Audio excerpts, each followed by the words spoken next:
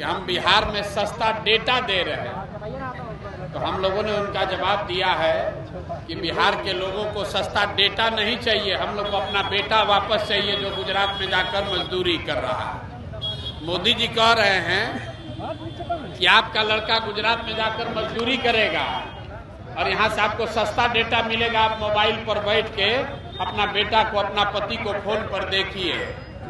और हम लोग कह रहे हैं कि नहीं, हमको ट्रेन और डेटा नहीं चाहिए, हम लोग को बिहार में फैक्ट्री चाहिए, रोजगार चाहिए। तो मोदी जी ने उस पर कुछ नहीं कहा।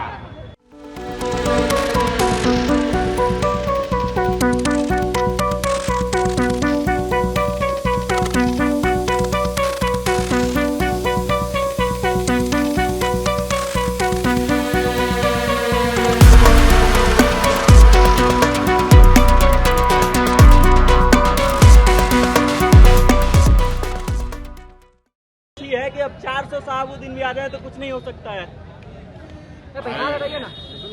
अभी चुनाव बिहार का है, अमित शाह के बयान का नहीं है। अमित शाह क्या कह रहे हैं, मोदी जी क्या कह रहे हैं, उसका कोई मतलब नहीं है। मोदी जी यहाँ कितनी बार आए तो मोदी जी ने ये बताया कि बिहार में पलायन कब बंद होगा, मोदी जी बताए कि बिहार में फैक्ट्री कब लगेगा, मोदी जी बोले कि बिहार में भ्रष्टाचार कब कम होगा। मोदी जी ने ये बोला, अमित शाह ने बोला कि सम्राट चौधरी जो 7 लोगों के हत्या के अभियुक्त हैं वो उप मुख्यमंत्री कैसे बने हुए हैं। अगर मोदी जी कल आए तो बोले कि हम बिहार में सस्ता डेटा दे रहे हैं, तो हम लोगों ने उनका जवाब दिया है कि बिहार के लोगों को सस्ता डेटा नहीं चाहिए, हम लोग को अपना बेटा वापस चाहिए जो गुजरात में जाकर मजदूरी कर रहा है। मोदी जी कह रहे हैं कि आपका लड़का गुजरात में जाकर मजदूरी करेगा और यहाँ से आपको सस्ता डेटा मिलेगा, आप मोबाइल पर बैठ के अपना बेटा को, अपना पति को फोन पर देखिए। और हम लोग कह रहे हैं कि नहीं, हमको ट्रेन और डेटा नहीं चाहिए, हम लोग को बिहार में फैक्ट्री चाहिए, रोजगार चाहिए। तो मोदी जी ने उस पर कुछ नहीं कहा।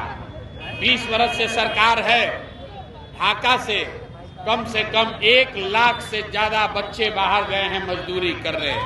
आप देख रहे हैं अभी छठ है, छठ में अभी हजारों बच्चे रेलवे स्टेशन पर, बस स्टैंड में फंसे हुए हैं।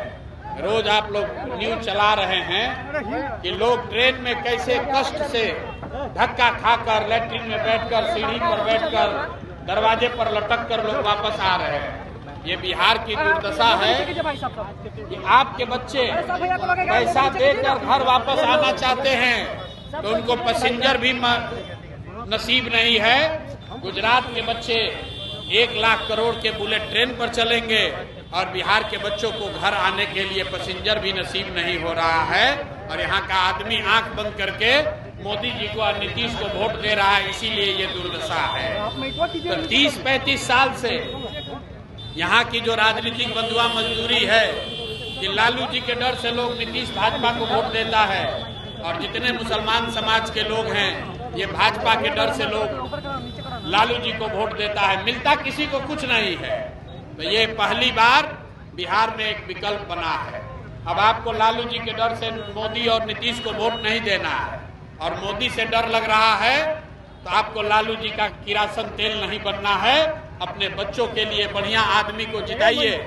डॉक्टर साहब खड़े हैं, LV प्रसाद आपके यहाँ उम्मीदवार के तौर पर खड़े हैं। ऐसा व्यक्ति जीत कर जाएगा तभी ईमानदारी से काम होगा, ढाका में आपके बच्चों का भला होगा। नहीं तो गलत आदमी को जिताओगे तो कभी जीवन में भला नहीं होगा। ढाका के लाखों मुसलमान भाइयों को एक ही अपील करूंगा।